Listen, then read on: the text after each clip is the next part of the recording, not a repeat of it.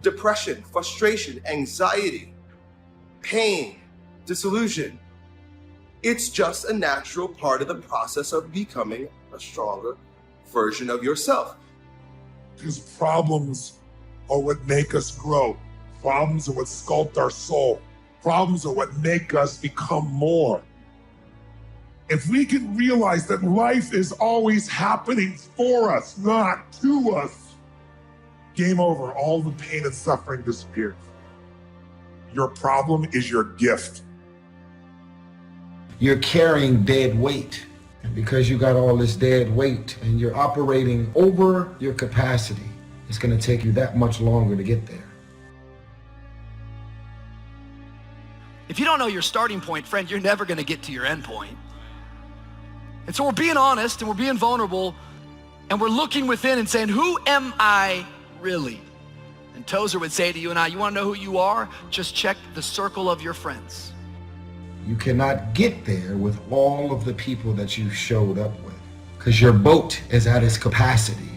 If the boat is at 1,500 and because you're loyal, you have your boat now at 4,000 pounds in capacity. You are now on a boat that has blessings and opportunities, but it's overweight. It's past its capacity. It don't matter what your mama think. It don't matter what your coworkers think. It don't matter what your siblings think. It don't matter what your children think. It don't matter.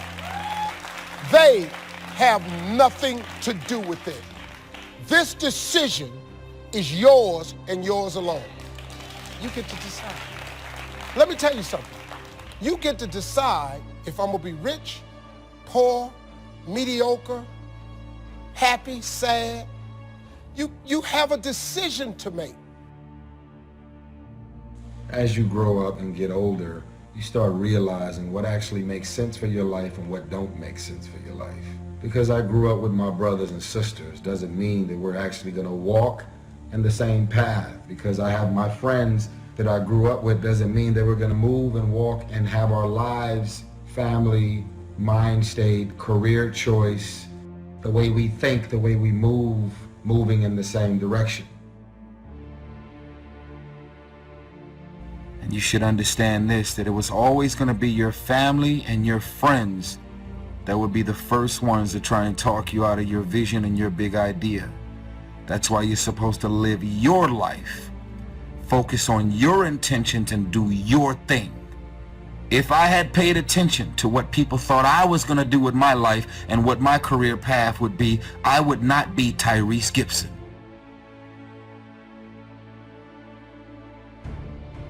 Character is self-imposed discipline for the sake of moral convictions. Self-imposed discipline. That means a person of character doesn't need the police. They police themselves. A person of character locks themselves up in the prison of their own convictions and they throw away the key. Some of y'all are loyal and have this power struggle with this concept called loyalty. You're so loyal, you're watching your career and your life and your surroundings crash and burn because you're being loyal to those friends. They're insecure and threatened by you and anything that you do and any move that you make. They are angry and mad and jealous and envious about anything that you have going. You hold on to things that don't make sense for the new season of your life. But because you actually know them, because you're comfortable with it, you hold on to dead weight. People are in your life for a reason. Other people are there for a season. But it's important to recognize when people's seasons are over. Now, keeping in mind our idea that a courageous person is not someone who never feels fear, but who fears the right thing at the right time in the right way. What really scares people about these situations is the sense that they're going to be helpless, that all their trust was placed in somebody or something, and now they've been let down and they can't do anything. They're helpless. Take your place, make your mark, and live your life. God didn't bring you in this world to wake up and die one day and just be another person that lived and died and didn't do anything significant in this world.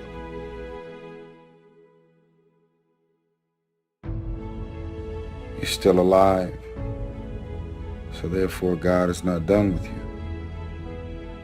Discipline is the root of all good qualities, but you have to absolutely apply it to things outside of just waking up early. It's everything. It's working out, making yourself stronger and faster and more flexible and healthier. It's about disciplining your emotions so you can make good decisions. It's about having the discipline to control your ego so your ego doesn't get out of hand and control you.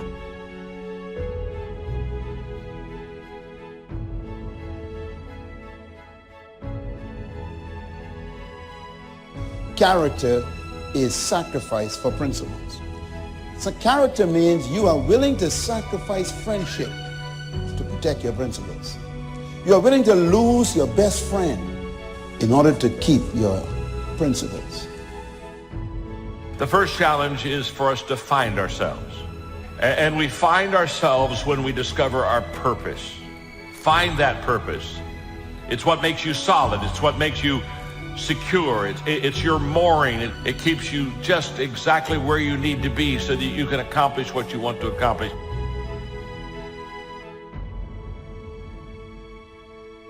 And so I think that now more than ever, we must begin to look at what are the things that we can do that will enable us to do some things and use some powers that we have, that many of us go through life never ever discovering that we have those things going for us. And part of that, I believe, is knowing what it is your life worth. What is it that gives your life a sense of meaning and purpose? A truly confident person's belief in himself is strong enough so that he's able to believe in others. Distrust in yourself breeds distrust in everyone you meet. A confident person gives you confidence. She creates confidence in others. The strength of her character makes you a stronger character. Do you have character? Who are you with right now that you shouldn't be with? Think about it.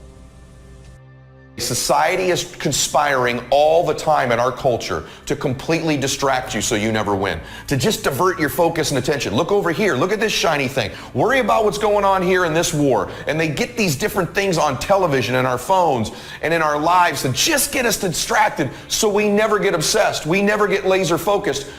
Ask yourself truthfully, your big goals and dreams, are you really clear on what they are? Because if you don't have that, we can't even get started. Other people will often see how God shaped you before you do. Because when you're naturally good at something, you think everybody's good at it. They're not. And when you're good at something, you just think it's a normal thing. Well, anybody should be able to do that. Well, they don't. And so other people will actually have to point it out in you.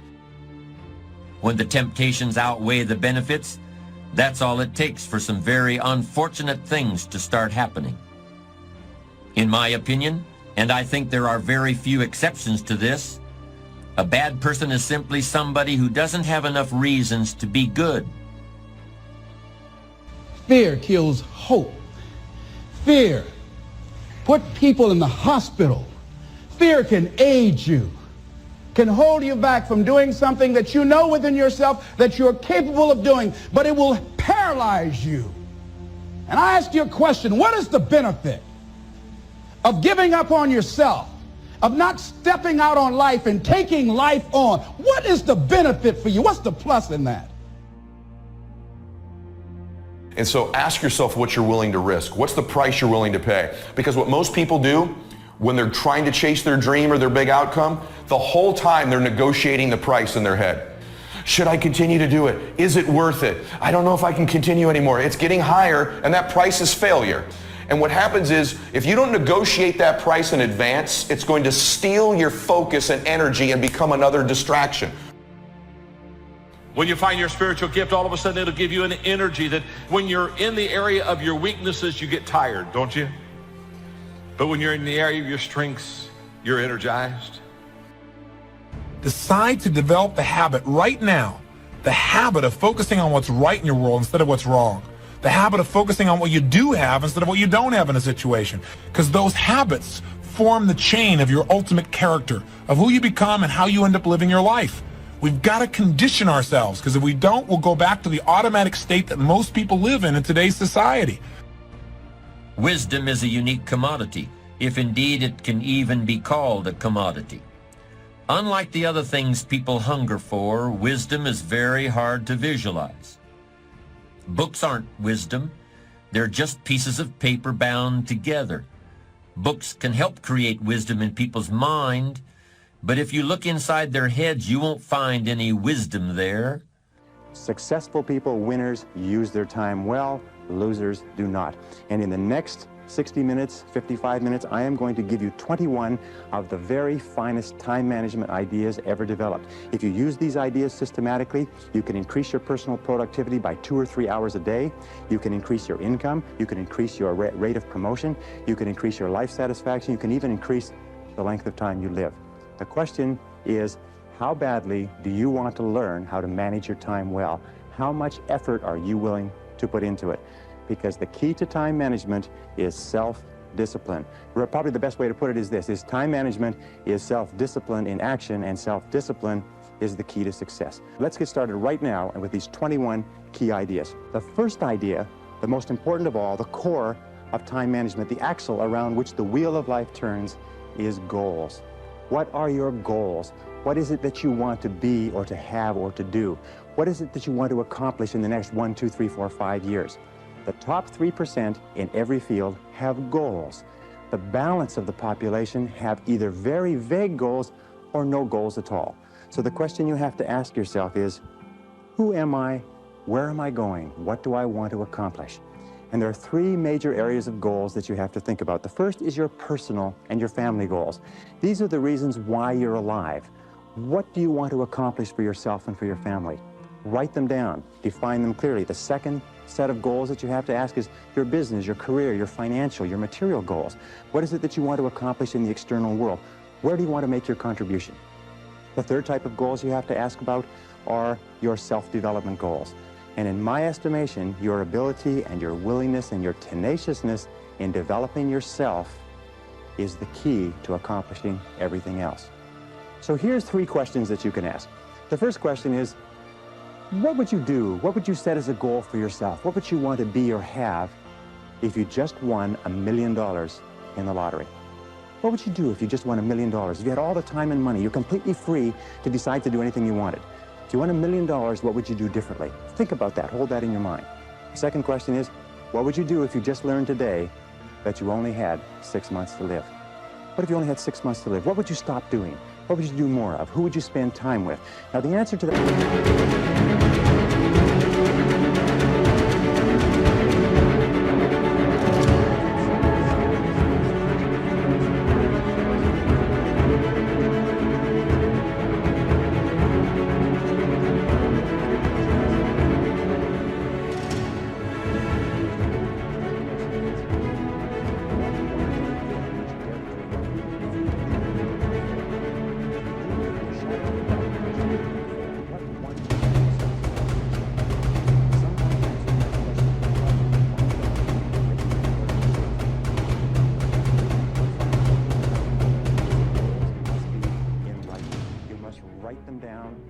Rewrite them, you must define them, you must redefine them. The top 1% of successful people in every area have very clear, specific, written goals. And most of them carry their goals around with them. So let's go from goals as from core of success to point number 2, which is organized plans of action. In an interesting study, or a variety of studies that have been done, they've come to the conclusion that organized plans of action are the key to all success. In fact, action without planning is the cause of every failure. Action without planning is the cause of underachievement. Action without planning is the cause of frustration, time wastage, anxiety, stress, and lack of success in life. So organized plans of action are critical. Now, what is an organized plan of action? An organized plan of action is where you take your goal, you take your objective, and you write out every single step that you're going to have to follow in order to accomplish that objective. You write it out and you list all those plans of action, all of those different activities, and you organize them together into a plan that you can then implement on a day-to-day basis. You decide which has to be done first and which has to be done last, which is more important, which is less important. In fact, the ability to set goals and to create plans for their accomplishment is the master skill of success. If all you learned in life, all you learned in school was the ability to be a continuous goal setter and a continuous planner, day and night, planning, organizing, planning, writing, thinking about what you're trying to accomplish, you'll accomplish more in a year or 2 years than most people accomplish in 10 years or an entire lifetime. It has nothing whatever to do, by the way, with your intelligence. It hasn't anything to do with your education. You know, half of the best educated people in the country are working for people who didn't finish high school or didn't finish college. I wrote an article for a major publication not long ago which said that if you do not have clear goals for your life, you are condemned forever to work for those who do. You see, in life, it's very simple. Either you are working toward the accomplishment of your goals or you're working toward the accomplishment of other people's goals.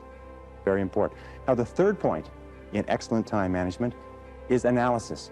Make a list. In fact, it's been discovered that if you make a list before you begin any task or job, you will immediately improve your productivity by 25%. How do you make a list? Well, you make your list for the week, the Sunday or the Saturday before, and you make your list for each day the evening before, and you always work from a list. Now, why do you make it the evening before? The primary reason is if you make a list the evening before, the subconscious goes to work on your list while you're asleep. And during the night, the subconscious will solve problems and bring insights to you. You'll wake up in the morning with insights, ideas, intuitions, answers that will make your day more productive. Now, the second reason that you use a list is because if you don't have a list, it's like driving down the street in a car with no steering wheel. You just drift, and every bump, every interruption, everything that happens sets you off in a different direction. A list gives you a track to run on for the entire day. Another reason that you use a list is because with a list, you can analyze where you are. You can tell what is more important and what is less important. You can tell what is irrelevant, what can be delegated, what can be delayed, what can be put off. The most important reason for using a list, though, however, is this, is that when you use a list and you work down the list and you check things off, each time you check something off on a list, it gives you a feeling of accomplishment. It's been well said that happiness is the progressive realization of a worthy ideal. That happiness is the step-by-step accomplishment of the tasks necessary to accomplish a worthy ideal. And a successful life is based on a series of successful days, and a series of successful days is based on working on a list, one step at a time. Okay, now the fourth principle for effective time management is to set priorities. It's interesting, there are many people who have goals, vague or clear. There are many people who do make plans, but the biggest single problem in human life is setting priorities, determining what is relevant and what is irrelevant. And in setting priorities, an Italian economist named Vilfredo Pareto in 1895 came up with a principle which is called the Pareto principle. We call it the 80-20 rule. It says that 80% of the value of what you do will be contained in 20% of the things that you do. What does this mean? It means that if you make a list of 10 things that you have to do today, you will find that 2 of those things are worth all of the others put together. Now, the difference between highly effective people, as Vilfredo Pareto said, was that highly effective people work on the vital few versus the trivial many. The difference between the two is that ineffective people work on the trivial many. They work on things that are fun. They work on things that are easy. They work on little tasks, fun tasks, irrelevant tasks, but they keep putting off and delaying working on their major tasks. So the key to success is always be asking this question: what is the most valuable use of my time right now? What is the most valuable use of your time right now? I'm convinced that if all you did was organize your life and only work on the most valuable use of your time, that alone would be enough to make you an effective, efficient person. That alone would be enough to increase your productivity, your performance, your profitability, your rewards by 10, 20, 30, 40, even 50%. So always before you begin, ask yourself, is this the most important thing I could be doing? Is this my top priority task? Does this give me the highest payoff? Is this the most valuable use of my time? Now, here is one simple test with regard to value. Ask yourself, in approaching any task, is what impact will the accomplishment of this task have on my future? The futurity of decisions is the key to measure.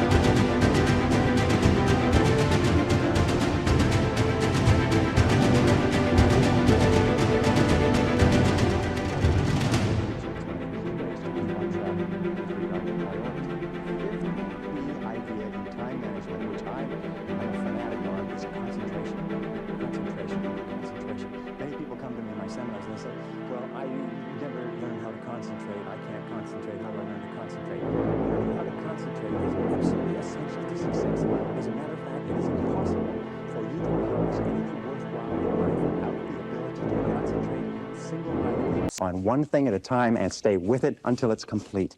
In fact, time and motion studies have shown that if you start a task and you put it down and you come back to it and pick it up and start it and put it down and come back to it and pick it up, that it will take you as much as 500% of the necessary time to do a task than if you picked it up and carried it through. Alec McKenzie, great time management expert. Alec McKenzie calls this single handling. Once you have made a list of what you have to do, organized your goals, determined the highest and most valuable priority, then pick the most important thing and begin working on it and stay with it until it's finished. Now people say, well, if I stay with this task until it's finished, I won't get anything else done. That doesn't matter. If it's the most valuable thing that you have to do, it's the most important thing that you could be working on.